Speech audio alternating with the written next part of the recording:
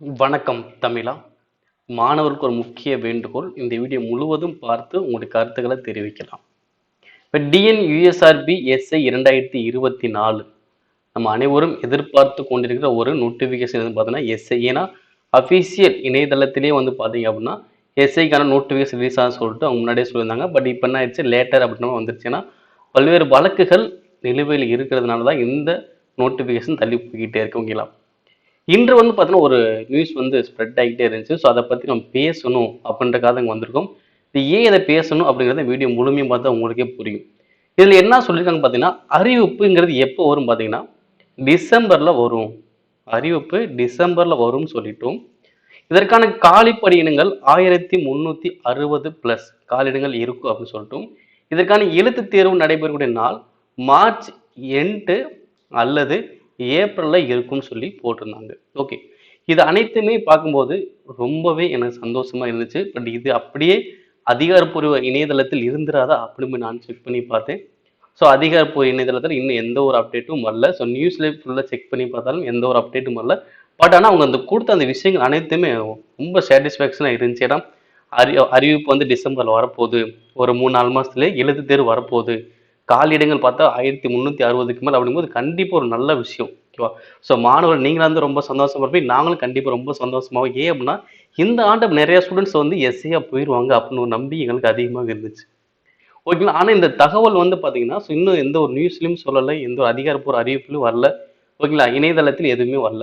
ஓகேங்களா, இது ஏன் சார் இப்போ சொல்கிறீங்க அப்படின்னு பார்த்தீங்கன்னா எதுவும் உண்மை இல்லை அப்படின்ற மாதிரி சொல்கிறீங்க. அப்போ ஏன் சொல்கிறேன் அப்படின்னா, ஏன்னா சில ஸ்டூடெண்ட்ஸ் என்ன பண்ணாங்க பார்த்தீங்கன்னா, இந்த வேக்கன்சி இவ்வளோ இருக்குதுல்ல அப்படின்னு சொல்லிட்டு அதுக்கேற்ற மாதிரி அவங்க என்ன பண்ணுவாங்க, மைண்ட் செட் பண்ணுவாங்க. அப்போ வேக்கன்சி அதிகமாக இருக்குது, கண்டிப்பாக நம்மளும் எஸ்ஐ போக முடியும் அப்படின்னு சொல்லிட்டு போவாங்க. கடைசியில் அறிவிப்புகள் வரும்போது காலி பணியிடங்கள் அதிகமாயிடுச்சுன்னா பிரச்சனை இல்லை, ரொம்ப சந்தோஷப்படுவாங்க. ஆனால் காலிடங்கள் கம்மி வரும்போது கண்டிப்பாக என்ன ஆகும்னா டிசப்பாயிண்ட் ஆவாங்க.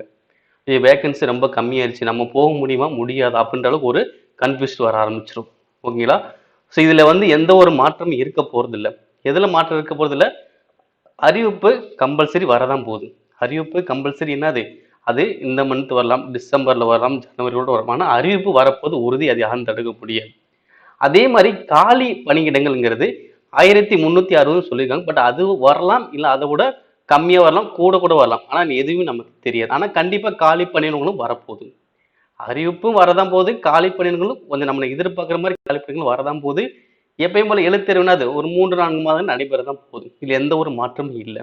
ஓகேங்களா, இது மூணுமே கம்பல்சரி தான். ஆனால் இங்கிட்டு கொடுத்துக்க அந்த மூணுமே என்னால் அஃபீஷியல் என்னால் சொல்ல முடியாது. ஏன் அப்படின்னா அதிகாரப்பூர்வ இணையதளத்தில் எதுவுமே சொல்லலை.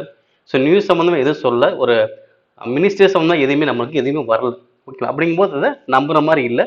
பட் இருந்தாலும் இது மூன்றுமே அறிவிப்பு வரதான் போது, வேகன்சி நம்ம எதிர்பார்க்க வேகன்சி வரதான் போது, எழுத்து தேர்வு நடைபெறதான் போகுது.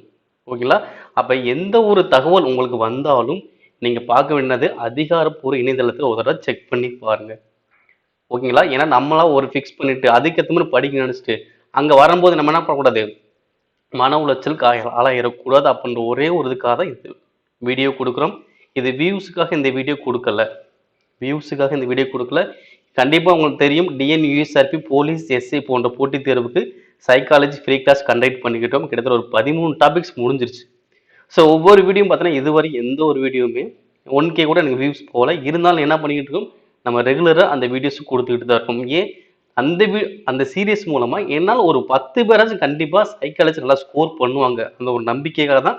ஸோ 10-20 பேர் கண்டினியூஸாக ஃபாலோ பண்ணிக்கிட்டு இருக்காங்க. அவங்களுக்காக தான் அந்த சைக்காலஜி ஃப்ரீ கிளாஸும் கொடுத்துக்கிட்டு இருக்கோம். நான் வியூஸை பேஸ் பண்ணி போய் தான் கண்டிப்பாக இந்த சீரியஸ் நான் பண்ண மாட்டேன். ஓகேங்களா, இது வியூஸுக்காக இல்லை, ஒரு விழிப்புணர்வுக்காக. எந்த ஒரு தகவல் உங்களுக்கு வந்தாலும் கண்டிப்பாக அதிகாரப்பூர்வ இணையதளத்தை செக் பண்ணுங்க. ஓகேங்களா, ஸோ அதனால எதை பற்றி யோசிக்காம உங்களுடைய ப்ரிப்பரேஷனை ஸ்டார்ட் பண்ணுங்க, ப்ராக்டிஸ் பண்ணுங்க, உங்களோட முயற்சி எடுத்துக்கிட்டே இருங்க. உங்களுடைய இதை மட்டும் தொய்வு எங்கேயும் வந்துடக்கூடாது. ஓகேங்களா, ஸோ இந்த விஷயங்கள் வந்தால் நானும் ரொம்பவே சந்தோஷப்படுவேன், நீங்களும் அதை விட அதிகமாகவே சந்தோஷப்படுவீங்க. ஓகேங்களா, இதை பற்றி உங்களோட கருத்துக்கள் கண்டிப்பாக நீங்கள் பதிவு பண்ண நினைச்சா கீழே கமெண்ட் பாக்ஸில் பதிவு பண்ணலாம். அதே மாதிரி TN USRB police SI psychology free class வந்து பார்த்தீங்கன்னா இப்போ சனி ஞாயிறு வந்து பார்த்தீங்கன்னா உங்களுக்கு கிளாஸ் இருக்காது. திங்கக்கிழமை வந்து வெள்ளிக்கிழமை வரைக்கும் எப்பயும் போல கிளாஸ் வந்துட்டு தான். ஓகேங்களா, நன்றி.